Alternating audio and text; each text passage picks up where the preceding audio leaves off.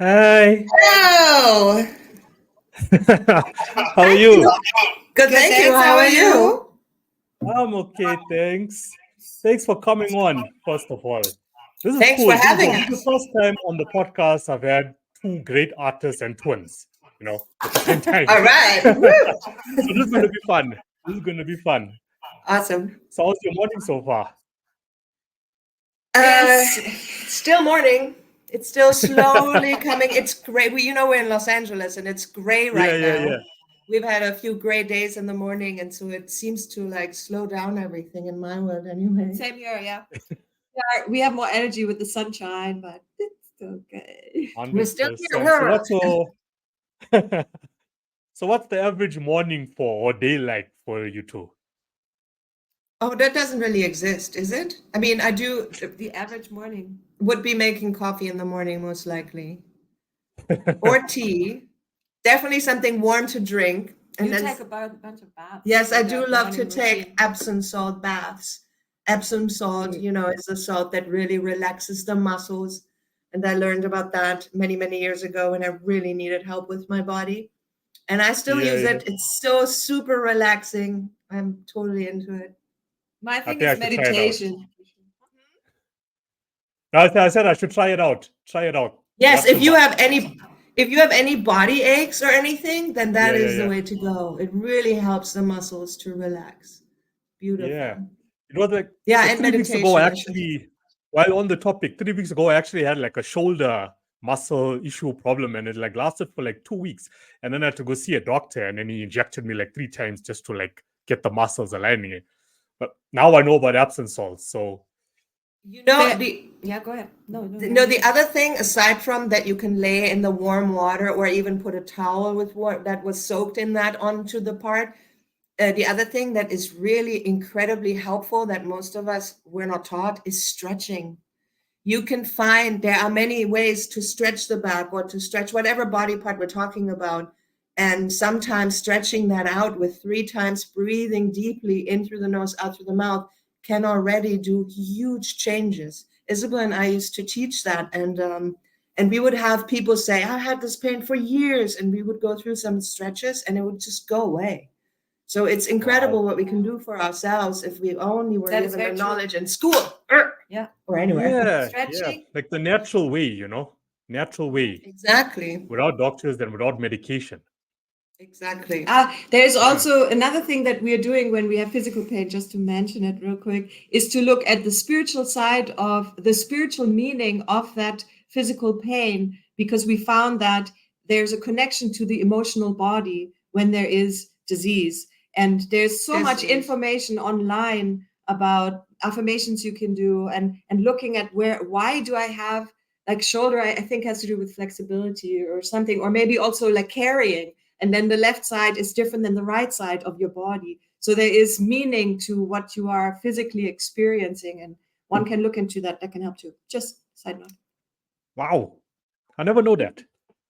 Oh, yeah. You can find on the internet. It's so much information about that. You just have to know what you're looking for. Yeah. Looks for spiritual meaning of blah, blah pain. And there's a lot to find. Yeah.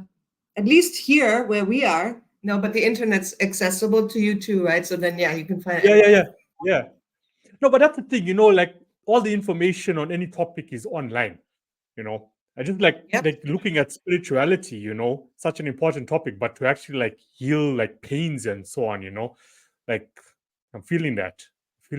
Thanks for sharing. The thing is, you're welcome. The thing is always all the information is there, but you need to know what to ask. If you don't even, if you don't think that it's there, why would you even ask the question? So it's we also have to be really specific with the internet, how we ask a question to get the right answer, I've noticed. True. I guess we've lived so long, of just depending on medication and doctors, over and over again. We fail to look at, just all the natural stuff all around us that can actually heal us inside and out. I think that's an automatic though, because we were purposely, this is my life belief, we were purposely misguided away from us.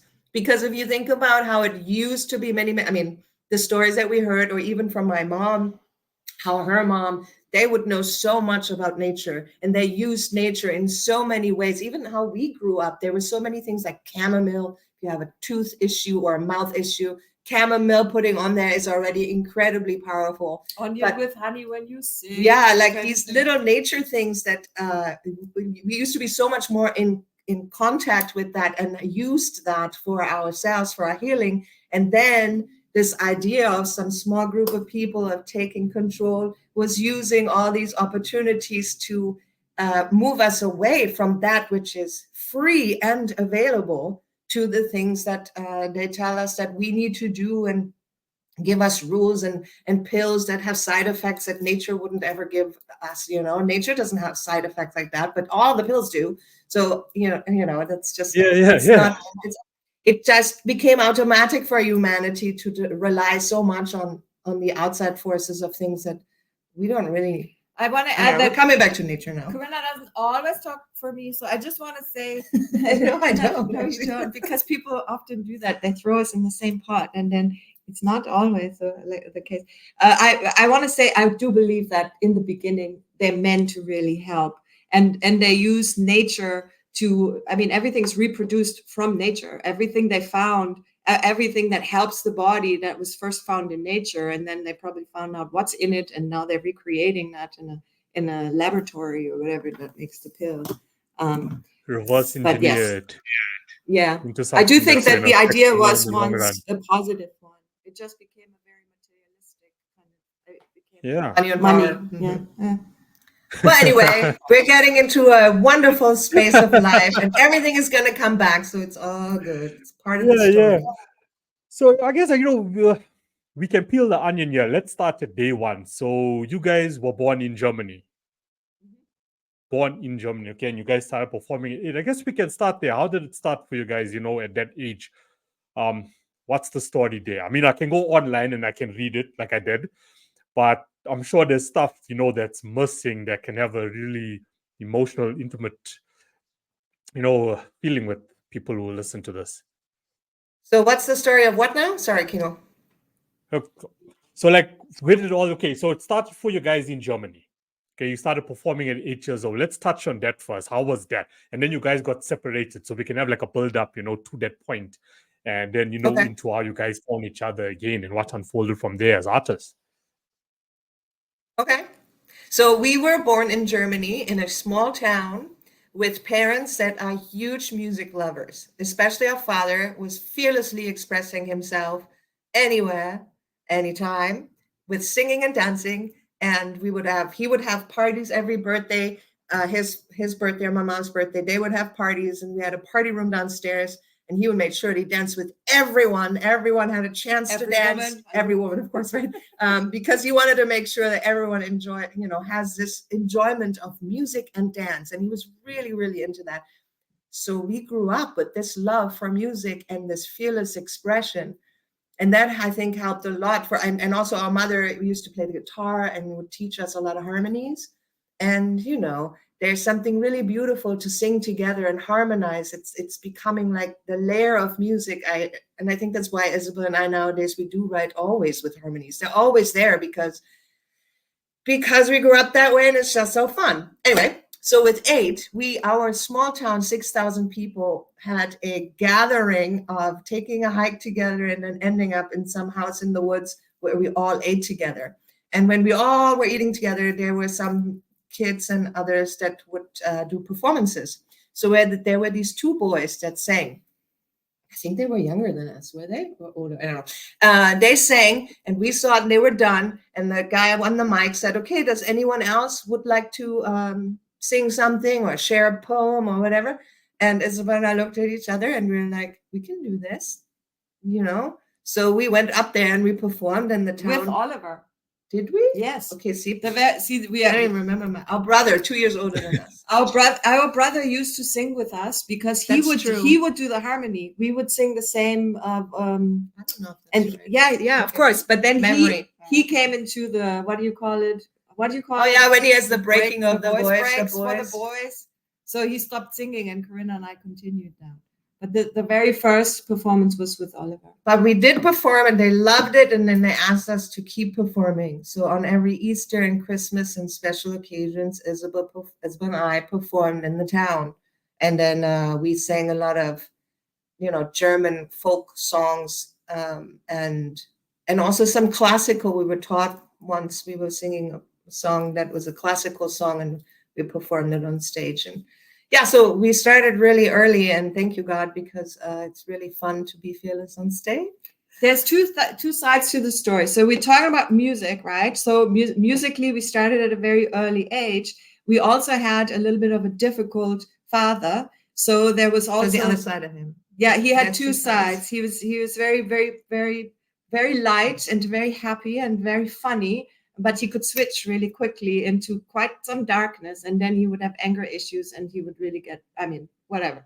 So that, because I'm mentioning it because it's part of our journey, and it had an effect on how we see the world and the things we had to heal with each other, and then also how we express ourselves in the music and in those blogs. I don't know if you saw anything that we do, the Our Truth series, where we talk about how we see the world. All of this, of course, has to do with our background. Yes. Musically, it was very sweet, though, when we were kids, for sure. And then Corinna ended up in America. So we got separated because of choice. That was not like that was a choice, her choice. And Corinna then went to America, and I was still in Germany. I actually did, my path was then in Germany was business. So I have an education in business, and I was working in those kind of jobs, corporation and smaller business after the corporation. And Corinna did music. Yeah, I met someone, and he was older than me, and he helped me a lot to find myself, I guess, because he would say at the beginning, he said, well, I don't write lyrics, so you write them. And I said, I don't write lyrics. And he said, well, have you ever written a poem? And yes, I did. So then he's like, well, if you've written a poem, you can write a song, so you can do it. And I was like, I can? And then I started to do it, and I was like, whoa, I can. And so that was very helpful, actually. I got pushed a little to find myself through this music relationship that lasted quite some time, and then unfortunately or fortunately ended. But it ended to bring our truth, to birth our truth into this world. That's the band. Yeah, the band name that we're having, Our Truth, happened because the old music connection that we had ended, and we had completely different points of views that I didn't know, and we would write to each other, this is your truth, this is our truth, this is your truth, this is our truth. And so when that ended, we were like, okay, we are our truth. Because this is the thing too, truth is individual. We cannot expect somebody else to believe the truth that we are seeing. This is where I think like we all have some room to grow as humanity, to remember that even Isabelle and I, as twins who know each other really well and are quite similar, sometimes have completely different truths. So it is not about forcing the other to like take on that truth, but it is to allow each other that it's okay that we have different truths. So what? It doesn't hurt anyone that I think differently. It will only hurt if I hurt you, because I choose to physically hurt you or hurt you with words.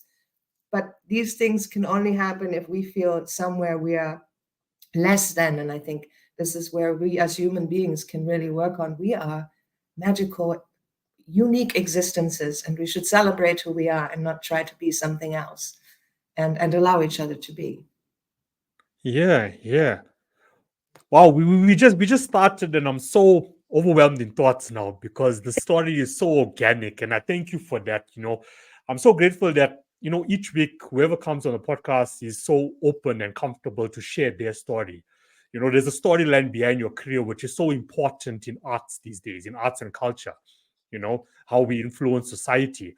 And the moment you build that intimate relationship based on a true story that I have actually been through or experienced, people start to jump on the train. They're jumping on with it, and they also want to go out there and express themselves and tell their truth. Not hide in the shadows because I'm scared people are going to judge me, the government is going to hate me. go out there and speak your truth, because your truth is going to change someone's lives, even if it changes one person's lives or 1,000 people. Big ups on that. So well done. So who decided that, okay, come to the States? Oh, it was coincidental because our father died. No, And you went to America. Oh, That's at the nothing to beginning, do. I thought So you. talk about you. No, it's not like, how did this start? Oh, Yeah, how so did you this came start? to- Okay, the beginning so you was came that to America. I came first, and Right. I was working a job that I really seriously hated, and it was an office experience, and I was like, this is drowning me. And there was one morning, told that story just recently. There was this one morning where I'm walking. I got out of the train. I walked to the job, and it's 8 in the morning or something, a quarter to 8, and it's still dark. And there's an airplane flying. And I remember looking at the airplane, and I heard or thought or whatever, I'm going to be in it. And then in this week, or even that day, I don't know exactly, but it was either that day or within a couple of days, my mom had somebody at home, a woman who was talking about her daughter, who was an au pair, as is a nanny living with a family in America. And I overheard that, and I thought, that's it. And so then I asked the information, I got it, I contacted the company, I enrolled, and that's how I first came to America, as an au pair, a nanny. But then I met someone there, and then I did go home again, but then I came back, and then I met this other man, and we started to do music together. And then 10 years later, our father died, and that's when Isabelle came to visit. That's when Isabelle. Yeah. So you first came to visit, and you set up camp. The thing I was actually, as far as I remember, I was there before our father died. Oh, yeah, visiting, Germany, for sure. And visiting. then he died, and I came to be with her after he died. And then I met somebody, which made me stay. That was a very difficult decision, though, or because Corinna and I, that's the moment where all these things that the not so beautiful things that we had from our childhood, the programming, if you want, that came up, and we had to face it with each other, and it was really ugly in the beginning, because I would say, as we just copied this kind of behavior of our father. It's not just our father; it's the dynamic between mom and dad. Because I often felt like, when I look at it now, I often felt like this is. We are replaying the dynamic, and one of us is our mom and one of us is our father. And you might, I don't know. I don't agree, but yeah, okay. Not that we have discussed this, but I mean, there's a lot we discuss, right? But sometimes things fall to crack, whatever. But yeah, so that's what I would say, generally speaking, that we do that as humans. I would actually think we replay our parents' dynamics. We become father or mother. I've seen a lot of people becoming their parents. Without awareness, we just repeat patterns. That's why it's really good to be aware of what we are doing and who we really are, and looking at what did my parents teach me, and what of those things that they taught me is really aligned with my truth. Otherwise, we just repeat. That's how that happens, where the person that afflicts pain on the child, and the child grows up afflicting pain on their child, and so on on. Because they're not realizing, they're just repeating examples of behavior.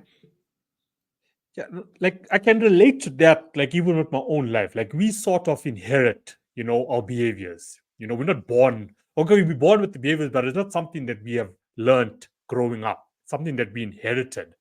And one word that I saw, within your about section on your website, which I actually wrote down, was reprogramming, because it's so critically important to reprogram your life and your subconscious mind.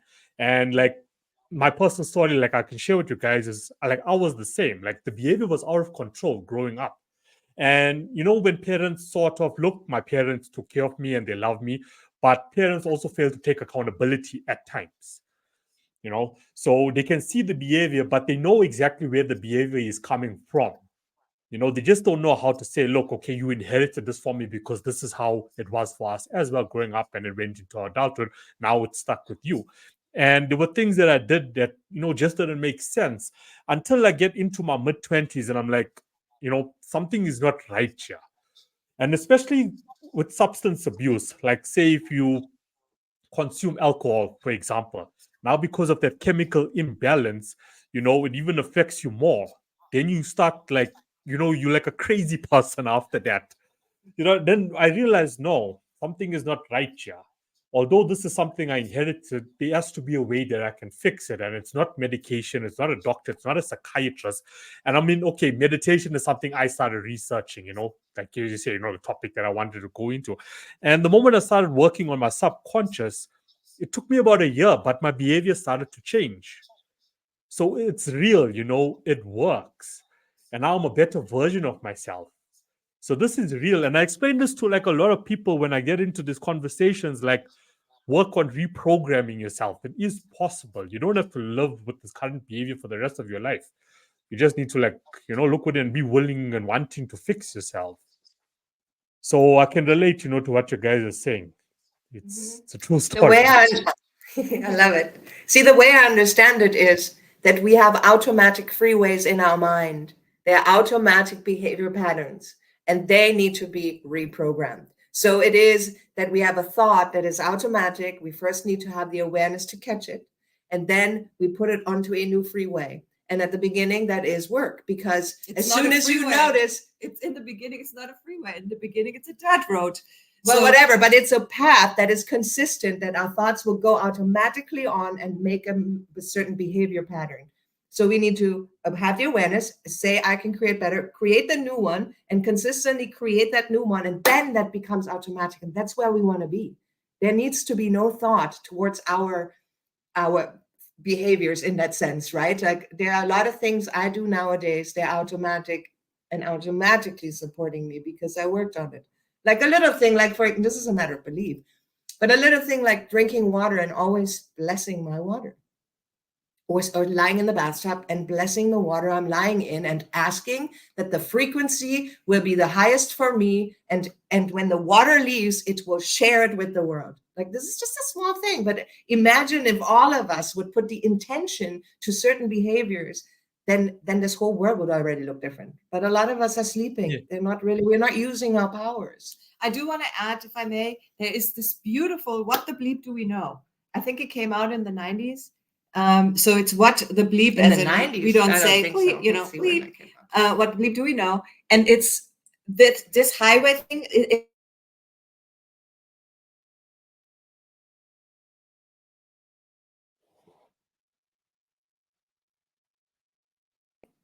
I'll start.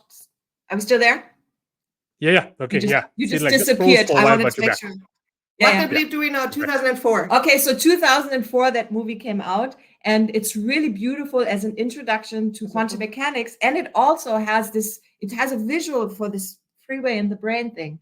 I remember when I watched that back then in the early 2000s, probably around 2004 when it came out. It was that had a big influence on me and big impact to see this idea of the freeway. You build those connections in the brain that are happening because of certain patterns in thinking patterns. So there's a certain, a certain way that the brain then functions, and to reprogram that's also where the word comes from me. When I say it, reprogram, that's how I see it. That's what I'm reprogramming. I'm rewiring my brain, if you want. But that's a great movie. I want to put it out there. What the bleep do we know? If anybody's interested, this is great, I think. Definitely, you like, yeah, definitely. This is something I want to check out because you mentioned quantum, quantum mechanics, and okay, let's also touch on quantum thinking. Like, what's your view on that? Like, okay, so I used to look into like what as above, so below. I believe in that, and I feel there's a lot of patterns that they actually everything repeats itself somewhere. You can find it in the little, and then you can go outside and you find it in the bigger picture. It's like there's repeating patterns. From my understanding, from the way I see the world, I found that. And I used to think that there's a connection also, you can say, with the atom, right? The atom that I learned when I was in school. I learned that the atom is the smallest part that you can't go smaller than the atom. That's what I learned in school back then. Well, quantum mechanics and quantum physics is within the atom. So we did go smaller. And there, what we found in there is quite more whoa, because things appear, disappear, and there's the quantum entanglement where something out that are not even looks like they're not touching, and you can still, they're changing each other without time. It's like it's an instant thing, and logically it's not logical, because you would think, yeah, but they would have to be connected somehow. We don't see the connection. Blah blah blah. That's quantum physics. It's within the atom. So I always like to look at those scientific things just for a greater understanding of the world, because like I said, I see patterns. So I feel like that what happens within the atom, or even what happened outside of the atom, even by naming it, right? There's a positive, a proton and a neutron, something that is neutral in the core, which is really the weight of the whole thing. And outside of it is the negative, the electrons, negatively charged electrons floating around. And I always thought how interesting that is, that at the core it's positive or neutral, and outside of us is the negativity. I mean, this is just words, right? But just to think that there's a connection maybe. And within the atom then, that things appear and disappear. Yeah, what if everything is just like, yeah, it's a pulse, coming, going. So yeah, just to touch on that, the idea of everything is like happening in, I also found there has to be more dimensions. Mathematically, they had to add more dimensions to understand what they are watching. So that again, okay, so maybe there are more dimensions. That makes sense. Yeah, there's more than one reality for all of us, because even Corinna and I next to each other have different realities sometimes of the same thing that we have an experience together. We talk about it, and we have two completely different realities. How's this possible? Well, yeah, because it's depending on my energy and depending on her energy, and then the interaction with the energy that is in front of us, that she can only see her own perception, I can only see mine. So it becomes two different things. So obviously there's a lot of realities, therefore a lot of truths. And it starts within. It is from within translated to the outside. And I think that's why it is so unique. It's that we are all carrying other ways of thinking, seeing, using our senses basically very uniquely. So that's why a picture will not be the same. Like when I look at a picture and Isabelle looks at a picture and whatever, we're all looking at a picture and we're going to say, what's the number one thing that's stored? What stands out? We're not going to have the same stories. Maybe some of us have similar stories, but it will be individual to self. And even when we start to explain it, and she says yellow, how am I supposed to know that the yellow that what she defines as yellow is what I define as yellow? This is questionable. We all agreeing that the sky is blue, but how do we know that we're all seeing the same thing? That's questionable. I mean, there's so much question. Everything's fluid. That's why from my perspective, it's the easiest thing is to not grasp onto this is what it is, but to allow things. This is how I perceive it right now, but it could be anything. I'm open to some other story, because it could be so many things, and it's a pulse anyway. I feel like it's a heartbeat. It's all like coming and going, and you choose any second we can choose, is this our truth or not? And this is where we can change, because only the consistency, I don't believe, exists. Consistent is only the change. Only our mind can do that and reaffirm, but this much, then it becomes consistent. Does that make sense? Do you understand what I'm saying? Yeah. That's sure. So okay, so I'm going to throw something on the table here, or like on the topic. So let's look at it. Okay, an artist, okay, musical artist, painter, writer, anything. The phases of depression and anxiety that we actually go through, because our reality is not exactly how we want it to be. How do you use all of this to actually overcome that? Because like I have cases with certain artists, just like you and myself, who come from a background that was dark at times, but they haven't put in the effort to actually overcome that. They're still living in the present, but they're still living in the past. So they pursue their career, and look, some become successful in their career, but then it ends up just going downhill from there because they haven't resolved, those issues in the past. So I try to do my best to assist them with fixing all of that first before you can actually, move forward. So how can an artist who has this dark past, currently still battling and struggling with depression and anxiety, fix that reality? Like what worked for you guys, to, be so positive all the day, all time, all the time. Well, first of Not all, all the let's time. say, first of all, we're not all the time. We're human beings that have dark moments as well, but they're very short-lived. They became shorter and shorter and shorter. As the more we heal, there might be a day that's not so good, yeah, which used to be a year.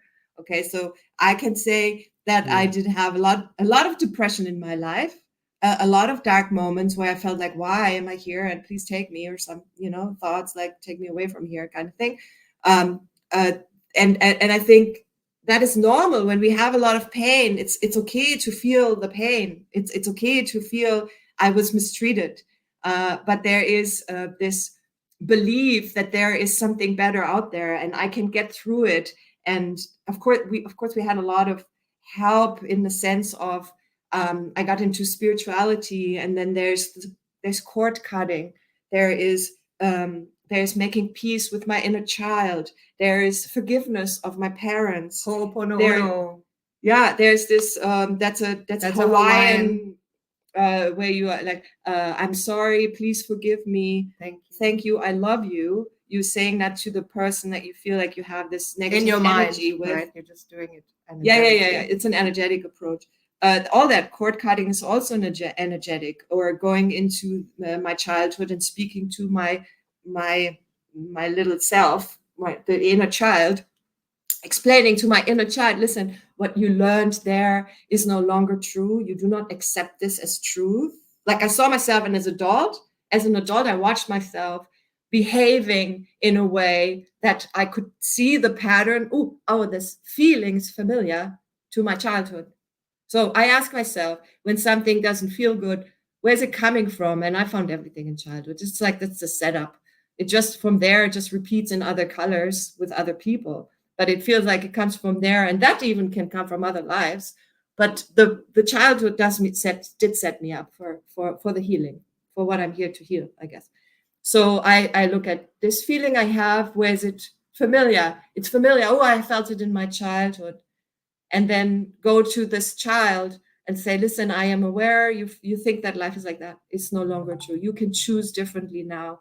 You are allowed to be yourself, or you're allowed to express yourself. You don't have to be afraid of punishment because you just spoke your truth, or whatever it is that needs healing here. So I did this with the inner child. I also had this, I felt the connection to my father, or then after that to other people in my life, and just I asked Archangel Michael on my right to cut the cord with me. Can we cut that cord? I can feel a connection to this unhealthy relationship. I would like to cut the cord to the past life where I felt like this has happened.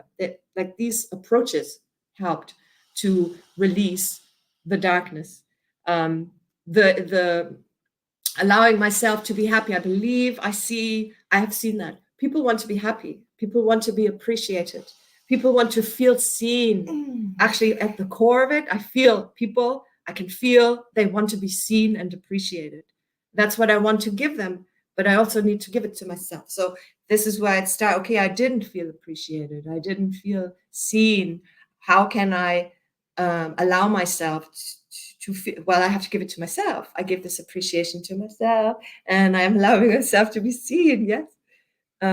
If I didn't learn it, it's really hard. I noticed if we don't learn to appreciate ourselves because our parents didn't manage to do that, it's easier for us. Maybe it's a feminine in us to then give appreciation, but to others, but not so much to ourselves, because that's so unfamiliar. So to get this awareness, this is where it starts. They say the self-love needs to be there. So this appreciation for self, and this gentleness, like, it's okay, you had hard times. It's okay. It's almost like talking to my child, like I'm my own child now. It's okay. This gentle approach. Let's heal together. You can do it. You're here to be happy. We get there. You're here to have your dreams. All of this. So I want to add something to that, if I may. Unless you want to say something. Unless you want to say something. No. Continue. My thoughts right now are just like all over the place. Like this is special. So because we're talking about a happy or peaceful experience of life, right? I can say, because we grew up with anger, I had a lot of anger. I had, road rage, and And I would get angry at anyone if they, like, I would even be mad at my friends if they make plans with me and cancel them. But what changed everything was the belief that life loves me. That's number one. Life loves me. And this is just me. Life loves us. We are being loved by the existence of life itself, which I also like to call love itself, or God. I love that word, God. It's not a man shaking his finger. It's an everything existence, right? So we are already being loved. That's number one. Number two, we have desires in us that are meant to be lived. They are not just there to float around and we'll say next life or not now or my dreams are no, they're just my dreams. These sentences are so against us. Like, this is so important that we embrace the desires that we have within. And the right desires are not hurting anyone. They're just like our own, like, oh, I want to bake, or I want to sing, or I want to draw, I want to, like, these creative existences that will have an impact. If we only touch one person, we already made the whole world different. So we are meant to live the desires that we have inside. And again, and on a healthy page, the desires will always be serving our environment. I want to connect this is desires of the heart, right? Because careful there could be desires of the mind that are just from society telling you, yeah, you have to have the big house and the picket fence or whatever. And then you think that's your desire, but really you are manipulated in the field, and then the true desires in the heart. And you want to be a baker, but you think like, no, but I have to be a banker because that's the way to be here, and that's how I make more money and have that house, where actually all you want to do is bake, but you feel like that's not good. Like, you see what I mean with the difference between the heart and the mind. It's sort of like separating the desires, the materialistic desires of the mind versus, the desires of the heart. Listen to your heart first. Right. I had a really good point. I lost it now. I'm sorry. I got this by Isabelle chiming in. I totally lost what I wanted to say. Point one of, life loves you. Two, the desires, you meant to live your desires. And I think you were going on to a point three. Oh, what I wanted to add is that what also helped in changing my world with my aggression towards my outside experience was to believe, and this is my belief, and again, it is just a belief. I'm not saying everyone should believe this, but that helped me to be more at peace and to be in the space of love, is to believe that all I see is me, that everything starts within, that yes, in the world, everything exists, but I will never experience everything. I will only experience that which comes from within, from a desire, a wound, a storyline, an idea. It doesn't matter. It's all mine. Energy. So now everything I see, everyone I see is me. And this I only say as me speaking. If you were be speaking, Kino, I would say that I'm you. So because this, we know this for sure. When I look in the mirror, I will see me a certain way, and anyone else, whoever will look at me, will have their own story of what they see in me. So we know this. Everyone is their own individual experience, expression through other people. So then all I see is my own reflection from the inside put to the outside, which I believe sometimes things are too hard to find within myself. So they're being shown by someone else that I'm not looking at me as this is how I look, but I'm looking at me through this is how I feel through it. The interaction will trigger me in some form, lovingly, fearfully, whatever, it doesn't matter. But whatever it is, that feeling is from the outside because it's me. So if it doesn't feel right nowadays, it would be, back in the days, it would be like, how dare you? Now it is, wait, you're making me feel this way? Wait, what's in me that I still have to heal so that this energetic exchange wouldn't even be happening? It can only happen if it is in me. That's what I believe. So now my environment's not punishing me anymore. My environment is showing me who I am. So if it doesn't look good, then I know it's time to meditate, or then I know it's time to write, or then I know it's time for something that makes me be Zen again, instead of trying to change the other person or thinking they did something wrong. Because no matter how selfish they come across, or no matter what they do, they're in their world are doing their best. That really helped me to remember that I'm not being punished. Wow. That's impactful. That's impactful. Helped a lot, really. I mean, our thoughts, our mind is so flooded daily. I think that's been one difficult part, for my life and my journey, is to just slow down here. That's been difficult for me personally, slow down here, because it's you slow it down, and you wake up the next morning and you think, okay, cool, today is gonna go so much more better, and then it just gets more noisy as the day unfolds, because you have to see to this and see to that, and at times you just end up in such a state that you don't even know or feel yourself anymore. And then you're what's happening? There's something that needs to happen, reevaluate. So all this advice, that you guys are sharing is also really going to assist me as well. But I like this point of, the desires of the heart, not the desires of the mind.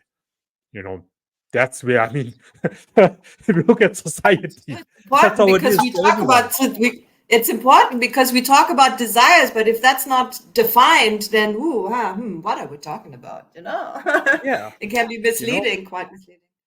Like you It's something you else. mentioned the house. You mentioned the house, and think about, okay, the fancy car or having $1 million in the bank account. Is it something I really desire for myself, being Kino, and what my mandate and purpose for life is? Or is it something that's just been implanted that, oh, it's something I need? Because look at what people define as successful in society. And people take it. Oh no, you're only going to be successful is when you have that $1 million in the bank account, when you're staying in a 10-bedroom mansion, or you're driving a Ferrari. Then you're successful, or you got a good job, you're the CEO or director of a company, then you're successful. But it's not what being successful is. There's much more components related to wealth. Wealth is not rich. It's two different things. So I think also freedom. Sorry, go ahead. Yeah. So it's just, people are just so confused right now. And this, okay, I'm going to be honest with you guys. I was also very confused also once upon a time in my life, and then I woke up one day. I didn't have it all figured out, but I also thought to myself, but this does, as you said, doesn't feel right to me. Something is not right. You got a great job, or you have a successful business, you're driving a nice car, but it just doesn't, something is missing. And I think there's a lot of people that also feel the same way each morning that they wake up to go to work or whatever they do with their lives, but they just start sitting down to actually reflect on it or take action on it. They're scared, fear. Well, they didn't learn to. I mean, it's not like this that we grew up learning that, hey, look at yourself and make sure you are aligned with your heart. That's a new way of thinking right now. It's coming out right now. It's good. I want to give a little trick that really helped me throughout times, because number one, Isabelle and I had once, I'm not going to go too deeply into it, but trust was the word that was brought to us from an outside realm as a thing that we need. Trust. So I would have experienced it at work where I really did not like what was happening. And I would spiral down because I would look at it and I would get all these feelings like this sucks, like all these dark thoughts that are just spiraling me down into I hate everything. And when I started to believe that life is my reflection, of course, I can't judge that anymore. So now I would just walk around saying to myself, I trust. And I didn't trust, but I wanted to. So I would be in this anger space. And all I said was, I trust in my mind. But it always helped. And this is craziness, but it's how it just proves that the mind will follow that which we put out. So when I said I trust while I didn't trust, I would fall into trust. It didn't go any other way. It cannot go any other way, because what we put out will be reflected. So that, just to say that I trust and repeatedly say that to myself in these moments that I really didn't feel like I do, brought me back to trust. And trust is the biggest one that serves us all, because it doesn't judge the outside as in, this is wrong, or I am wrong, or even myself. It doesn't judge anything. It just says it is pure perfection. And now let's move away from here. Let's move forward, instead of just being stuck in this mode of oh my God, anger makes us stuck. Fear makes us stuck. These things, in that moment, we are unable to move forward. but we need to get, as soon as we get out of that space, we will immediately move forward. There's either like, I believe there's either love or fear, because anger is fear in my world. Anger is being upset about something didn't work out the way I thought I needed it. And so, or I thought I see something and this is so wrong, and I judge what is wrong and I'm getting angry about it. That's a fear, because in the space of trust, then you don't have that. It's just not there. It's just like, okay, just go with it. You go with the flow. And when you go with the flow will keep moving. It'll just keep moving, because life is love. I say that again. In the flow of love, all it does is move. And everything falls together in the most beautiful way. Yeah. No, 100%. 100% on that. So, okay, this is like a mouthful. There's a lot to take in, but it's positive, it's really, really positive. So how did based on, okay, when you guys finally came back and you're together again, how did you come now to make the decision, okay, now we want to express ourselves like through music? So how did that creative process start? Oh, but we always expressed ourselves through music. It was just that this was for the first time that Isabelle and I did it alone, because we always had like maybe someone working with us. What, you want to say? No, I want to say no. It's fine. You can continue talking. No, I wanted to say that the band, like, how did we decide to express ourselves with music? Well, Corinna came. She started this band with that boy, with that man that she met. When I came here, there was that band. I was singing background. Then when I stayed here, at some point, that band fell apart, and then we started with a new band, I guess. I did have something in Germany. I was I had a contract with the record label for one song when I was a little younger, but that didn't work out. And I didn't think that I would be a musician. That was always her goal. I thought I'm going to be a mother and a businesswoman, and a personal goal, and I reached those goals, and then it just continued, I guess. I had always said, well, once you make it, maybe I'll help you, or I will help you, because it was my goal. I was her, right? I have my own thing.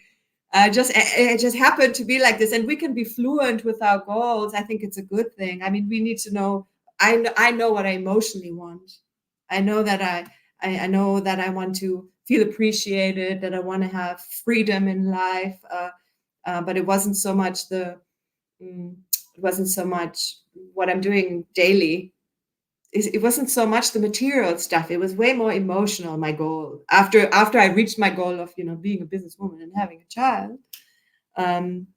See, it would just be silly not to follow the music, because God gave us these voices, and God gave us these capabilities to let words run through us, because it is a channeling, right? I don't sit there and think, now I'm going to write more. Most of the time I'm already having something in my mind. Sometimes I have even days where it's like there's a song wanting to come through. I can feel it. It's like I'm giving birth. Something is there and it's asking to be born. And sometimes, it takes me a few days to even figure out what is this? What wants to be born? I know it's a song, but I don't know what kind of song. And then maybe I'll do dishes and some melody comes through or some words come through, and then I'll start writing. So this was given to us because it's meant to, and everybody, whatever we all do, it's always meant to be shared, I think, because like our creative senses are meant to be shared. We all have something incredible, unique in us. Isabelle and I, still twins, still have unique ways of expressing ourselves, and we all do. So it was just so automatic. Of course we're going to do that. Of course it needs to be done because it was given to us, and let's do it. Like I never had a question that's what I am, a singer and a writer, because I always have been. Yeah. And how is your impact with like audiences, being like, is it like you feel like the art that you're expressing is actually like it's working? It's like just having this conversation with you has changed like a bit of me inside now to view things a bit differently. Try out I trust. So has it been like working to like, as in like, okay, I've been given these gifts to express myself, and being an artist also comes with like responsibility to use my creativity to empower people, educate people, make people's lives better. Does it work out always like positive for you guys, or is there like criticism as well towards it? Not musically. Actually, well, I guess there will always be someone who has something to say. Like our mother says, this one video, she feels like I'm moving around too much. I'm very active when I'm singing. And to our mother, it's just always too much. So only in this like slow song when I'm barely moving, she's enjoying that. Otherwise, she thinks I'm humpeln. This is that's a German word for, I don't even know how to translate that. But it's just too much for her. But she's actually a really good critic. She's has given some great criticism that we could use to change, like in that sense.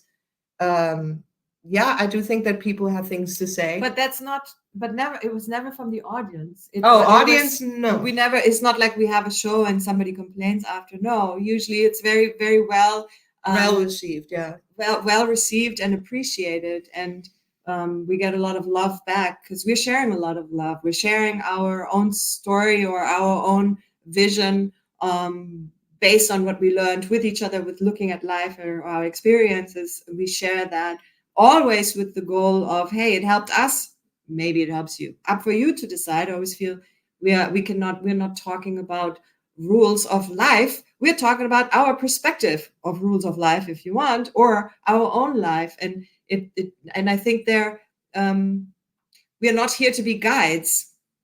And if we are, it's for you to choose that we are. But guides generally, I feel that's an internal thing. The guides are in here within all of us. And everything we hear outside of us is to inspire and to choose. So inspire you. I always say, like, there's no authority out there that I would just accept as authority. There's a lot of people that say a lot of things that resonate with me, and I can say, yeah, 100% agree. But there's often, if not always, at least one sentence where I feel like, no, I see that differently. And that's okay, because we are all here for each other. And the more we can be open that the perspectives we have can help each other, we can help each other grow and see a bigger picture. We can be open to those different opinions. And don't take anybody as, yeah, that's the one I need to follow now, and that's all. And this person is the only truth. So we don't speak like that. So again, back to the shows, we always get a lot of positive feedback. Just family. They're our critic. No, all friends, and not about music. But musically, they don't challenge. But they might.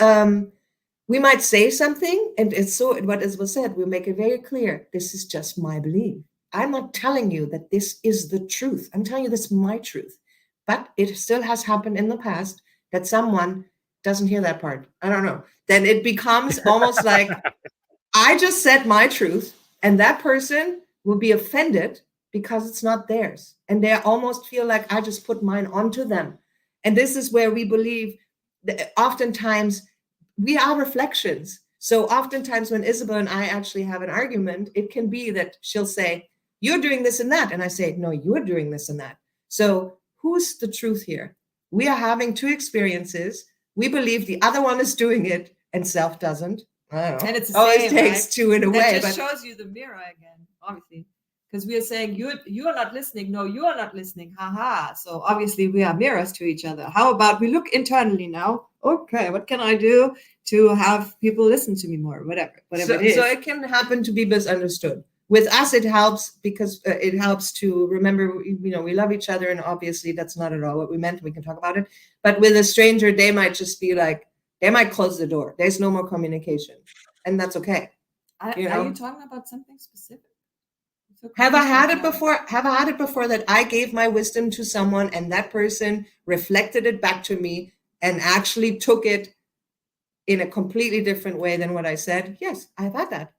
And the only way that I can understand this or explain this to myself is that we just have different realities. I know that Isabelle and I have different realities. If somebody doesn't hear my words and hears them differently, then they were meant to hear them that way. And I have to now believe it's still perfect.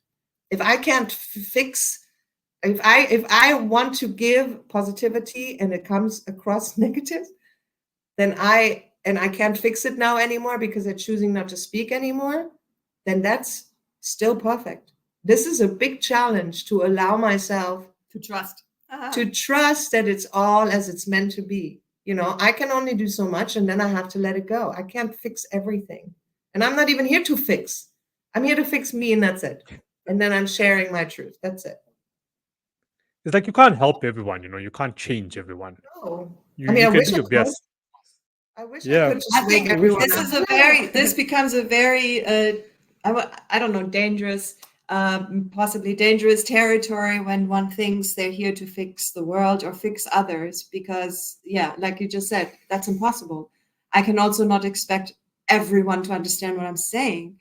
Of course not. There are way too many perspectives and way too many interpretations of words and sentences and ways of seeing to even start believing that everybody gets it. But that's fine. So there we go back to the most important thing is speaking the truth and speaking from the heart and trusting that I'm safe where I am by expressing myself truthfully, and then let go from there. And then attacks don't have to, if there is an attack, it doesn't have to phase me, because I understand, okay, you're coming from a different perspective. You're not seeing what I'm seeing. That's fine.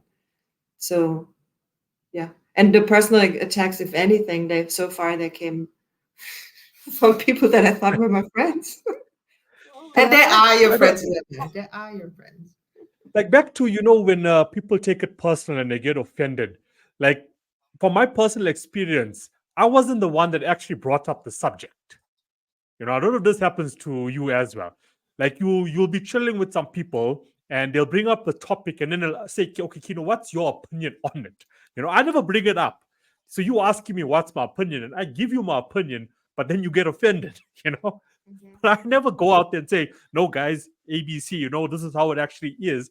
You asked me for opinion on the topic, I gave it to you. So why are you getting offended about it? I think the more awakened you become in life, the more quieter you actually get around certain people. Yeah. That's how it is. And also, I also feel like the more you healed you are, if you're not ruled by the past injuries, then you're not being triggered. This doesn't then somebody says something, it's completely wrong, and you say, well, it's wrong, and it doesn't have an emotional effect.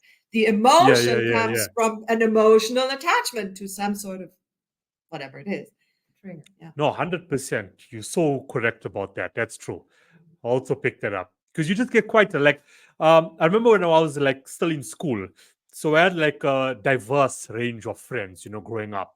So I was raised Catholic, and then I had friends who were Muslim, and I had friends who were Hindu, and so on. And then we'll be chilling, and then the conversation about God and Jesus and so on comes up, and then there's we want to end up killing each other at the end of the conversation because of our different views.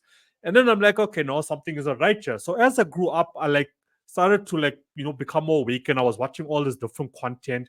And look, there's a lot of content online. You just need to evaluate for yourself what makes sense. Be logical, because people will speak a lot of nonsense out there. When the two of you speak, it makes sense to me. It's logical. Yes, this is correct. But there's some people who are just telling people to go down a road that doesn't even exist. And no, yeah. No, you can, yeah. No, I got lost in my thoughts. I don't want to interrupt you. That one. Sorry. Yeah, I got lost in my thoughts. I even forgot the point I was trying to make. You were talking about when people are listening to you or they're asking for a certain. Yeah. Yeah, it's okay. Yeah. So as I was growing up, I started to go more down the spiritual road. Look, the church is telling me something, but it just doesn't make sense anymore. Then I started actually bringing it inside. Going direct now. Direct to the source. That's how it started to unfold for me, and I found more comfort in it, and I became more happier with it. And as you said, you got more quieter, and you weren't triggered anymore. Now, when anyone has something negative to say about anyone's religion, you're quiet about it. Whatever, your opinion. So it makes complete sense now. For me hearing from you guys, now I know why. Because you are more healed. You're more comfortable. I would agree. Some things are not worth being discussed. I also, if I feel like somebody's really so convinced in their, why would I even say something? I'm like, okay, because I'm not here to start a fire. Like it's not necessary. We don't need to be on the same page. It's okay if you have a different opinion. You have reason for your opinion, and you probably have good reason, whatever your purpose here and whatever. But here we're not talking about sharing opinion. We're talking about being disrespectful, because if you want to kill each other at the end, you lost respect. So what this helped me a lot during COVID, where opinions were very dual and lots of thoughts were being thrown into everybody's faces. So what I learned during that time is in our communication, it's okay to have different opinions, but it's not okay to put my opinion onto you and say this should be yours. That's disrespectful. Because it doesn't matter how much I know.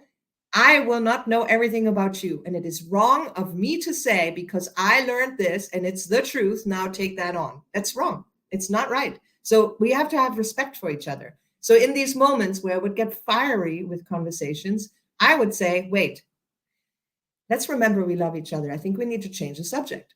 We love each other and we can talk about a million things. This subject's not working.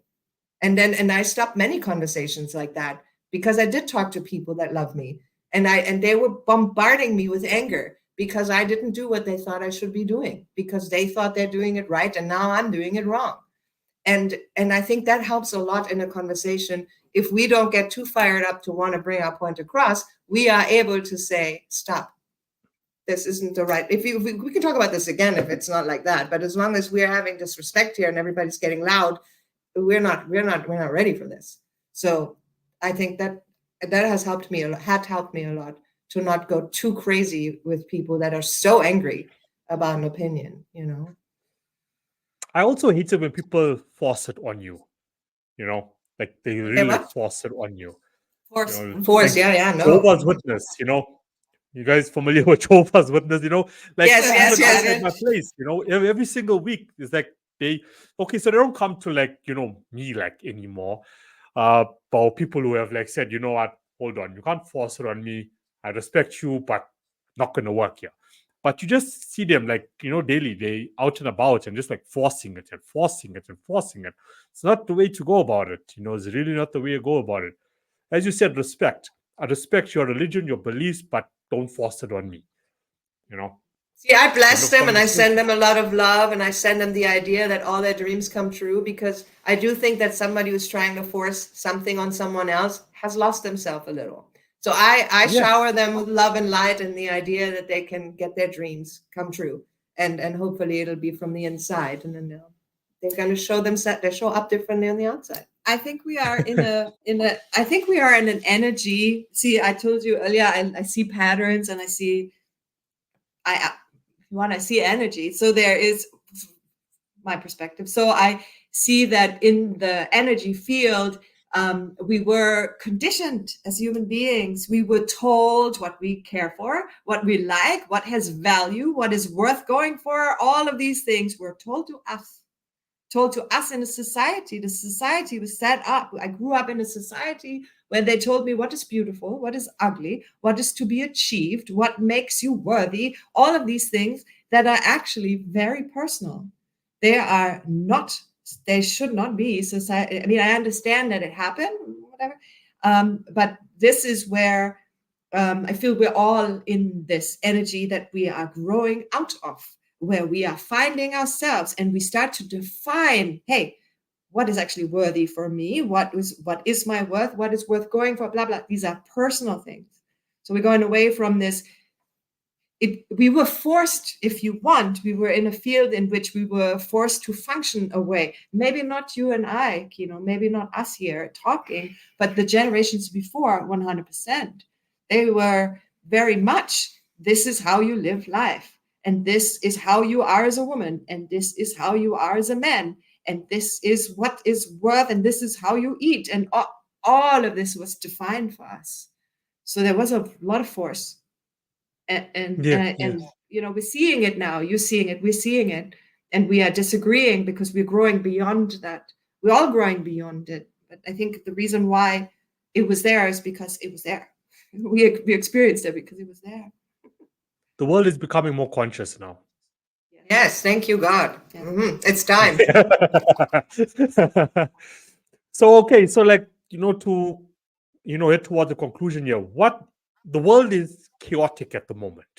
Okay, any corner of the world you go to now, it's just chaotic. It's about to get even more chaotic as the next couple of years unfold. Like, what's your truth, your opinion on the world at the moment, and what's to come for society? Me or you? What I'm seeing, Mia, what I'm seeing is that we as humanity are going the right direction. There is this awakening to, hey, maybe I was in some sort of matrix. Let me use that. Yep. But maybe there is a better way of being. I want to be happier. How can I be happier? These questions are being asked generally. I mean, at least from what I see. Obviously, I don't see the whole world, but what I see here. So I see the humanity, at least around me, that is awakening to this. And I do think, because we're all connected and it's all one field, it's all this one thing, actually. We are this one person in the ocean, but we are also the ocean in that one person. So it's so connected, everything, that I see us rising to higher grounds. It's a song of us. So I do think that right now, because there is, let's say, there was a very dense energy Manipulation. No, it's like a energy grid. Let's say we were in a very dense energy grid that is breaking up now, and it's allowing people to rise above this density.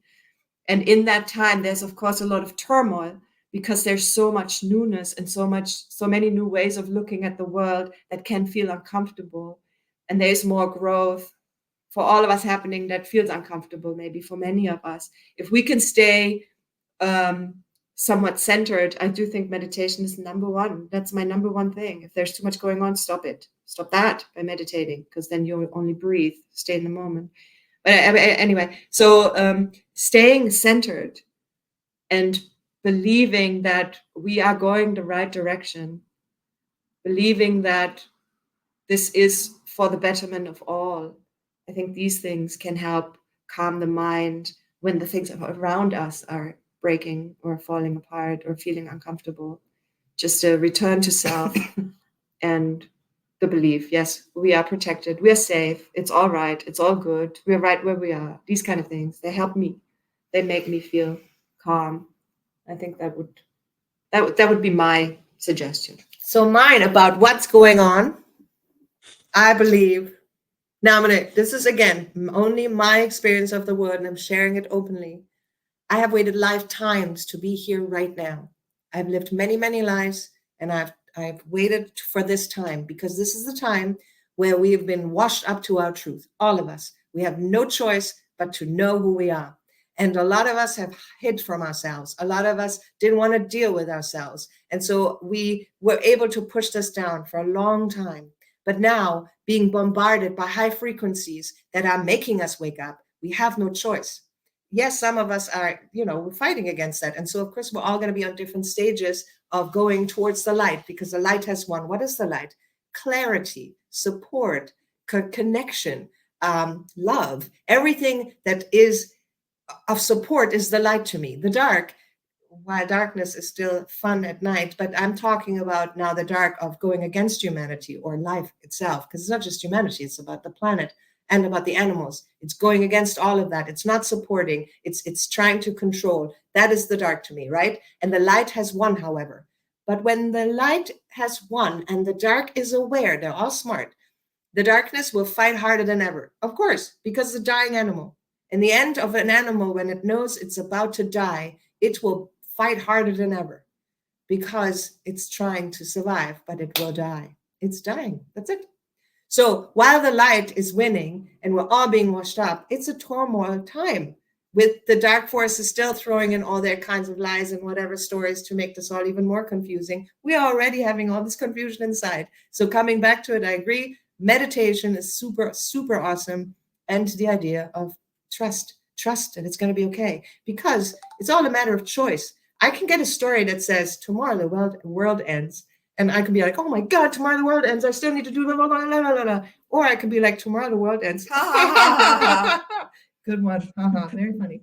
I'm not going with that, So this is up to us. Do we want to go with the narrative that it's all going downhill and we're all going to be controlled and destroyed? You have a choice. Yeah, okay, go with it. But I wouldn't. Why would I? I have a choice. It's so much more fun to believe I can look at the terribleness and I can look at the beauty. And while the news only gives us terribleness, they could imagine the news would tell us about the heroes of the world. The little stories of people saving each other or serving each other or opening a door, these crazy little things that make a difference. Smiling at someone already changes that person. So none of these little wonderful things that are in life consistently there are given focus to. In the news, they only give us more to fear, more to be worried about. So whatever, this is all a matter of focus. So I say the time we're in, have trust, guys. Believe that we are winning. We won already. Do your best to be of service to your community, to your environment, to your family. And know it's going to be great. And don't buy into the fear. Yes. So, okay, well, there's one more thing. No, sorry to keep you guys. Next week, Tuesday. So I've been invited to co-host another podcast. It's called Talking Back to Suicide. And the psychiatrist actually behind the whole, she's created her own organization, which is called the Hold On Campaign.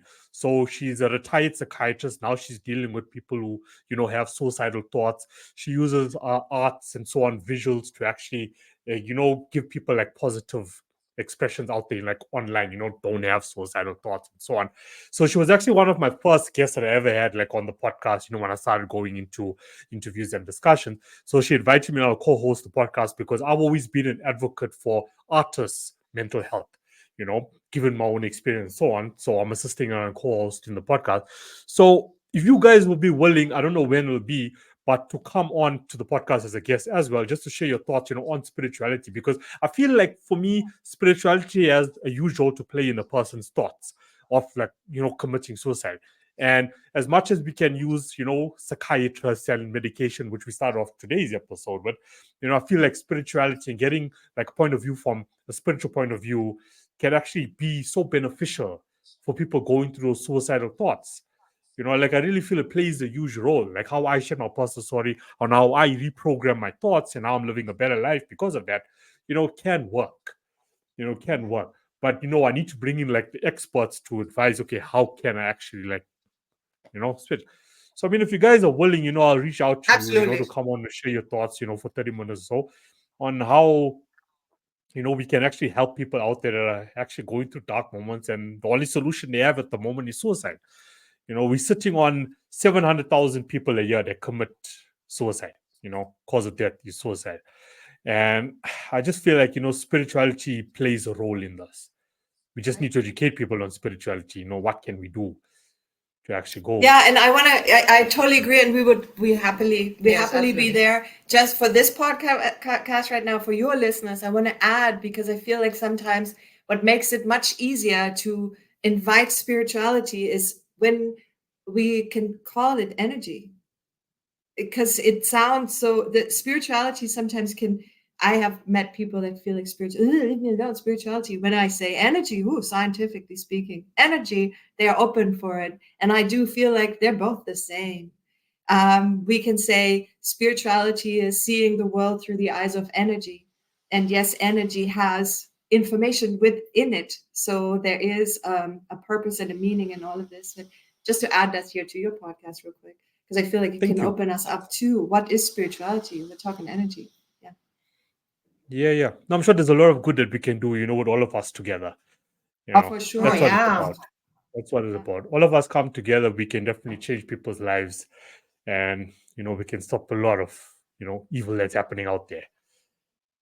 Yeah, if there's so many people that just want to help the world, and since there are so many, how can we not? Yeah, right? We just keep moving, and we're gonna see it. Yeah. So would you guys like to share anything else further before we conclude? Like, of course, I'm going to share like all you guys' links and the website where people can find you and all your work and so on within the descriptions.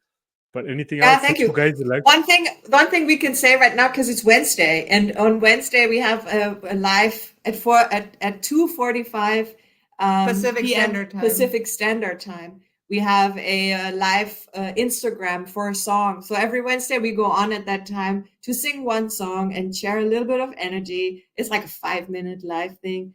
And then we share it afterwards also. But if ever anyone would like to join us on Instagram at OURTRUTH Music, we are going to be live in 2.5 hours. Well, right now, but time is totally different. No, you're not going to post it today, obviously. But okay, and I'll also mention that again. So this is every Wednesday. You said 2:45. Yeah, 2:45 p.m. PST. Yeah, 2:45 p.m. Pacific time. Okay, perfect. Nah, man, you know what? I love what you guys are doing. Honestly. Thank you, Kino. We really, that was really, really enjoyable. Thank you very much for your questions. You're wonderful. Wonderful person. Okay, so we'll definitely chat soon. I will reach out to you guys. I'll send you guys all the links, and I'll reach out. When I would absolutely love for you guys to come on to the other podcast. We absolutely will. We'll make it happen. You say next Tuesday, right? Next Tuesday. Let us know. Next Tuesday, I know. No. So it's launching next Tuesday, but I'll confirm with you guys. Oh, at some point. Okay, great. Good. Okay, good. So it's like we're launching. The first episode is just going to be like introductory. She's going to touch on suicide. What's the global figures? What exactly do they do? And then the Tuesday afterwards is we're going to start bringing in, guests. To get their point of view. And for me, spirituality is going to play a huge role on this topic. That's what I feel, Awesome. As much as we can touch, on the, the theory and, bring in the psychiatrists to share their point of view and so on. Spirituality is what we need. We need more of that. We need more of this positive energy in the world. Yeah, it's the subject that was purposely suppressed, I believe, because it gives you inner power. And if you take away that whole idea, and if you think about even in politics, it's never mentioned.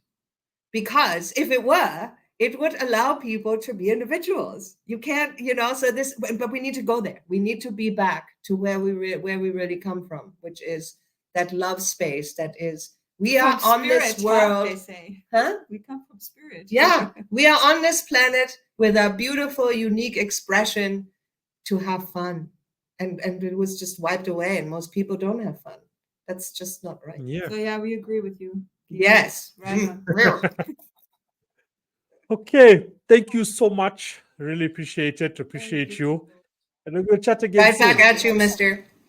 Okay. Sounds good. Enjoy your evening. Bye. Enjoy your day. Okay. Bye. Thanks, you too. Bye.